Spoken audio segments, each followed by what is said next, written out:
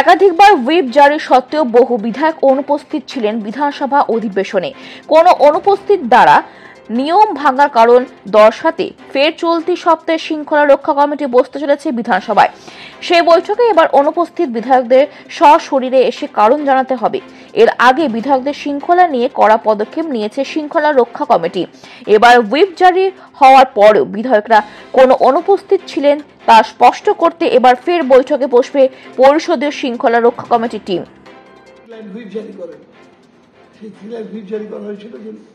শেষ দিন 19 এবং 20 এই দুদিন অবশ্যই প্রত্যেক সদস্যকে সারাদিনের জন্য উপস্থিত থাকতে হবে। এই 3 লাইন হুইপ মানে হচ্ছে এইটা যারা অমান্য করে যারা তার দলীয় শৃঙ্খলা বিরোধী কাজ করছে। কিন্তু আমরা শৃঙ্খলা রক্ষা কমিটিতে এটা আনবো। আজকে এখানে বসে আছি এই জন্যই যে অ্যাটেন্ডেন্সটা আমরা তুলবো। আজকে তুমি জানতে চাইবো, দেখতে চাইবো কতজন 19 এবং 20 তারিখে অ্যাবসেন্ট ছিল। তারপর সমস্ত তালিকা নিয়ে শৃঙ্খলা রক্ষা কমিটিতে মেম্বার আমি আছি, কনভেনার, আর 3 জন সদস্য মিলে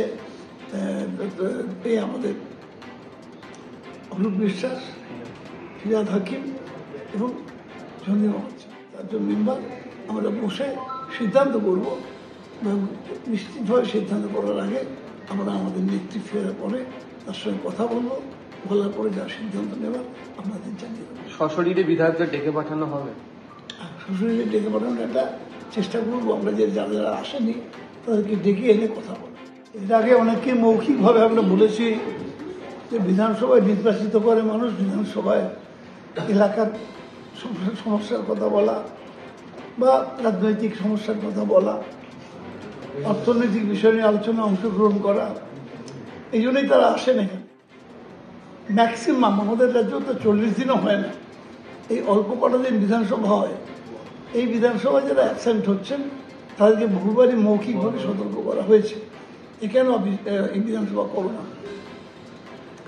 তাদের সংখ্যা বেড়েছিল ঠিক, কিন্তু বিশেষ করে আমাদের দলের সর্বোচ্চ যে নেত্রী তার নির্দেশ ছিল আমাদের উপরে।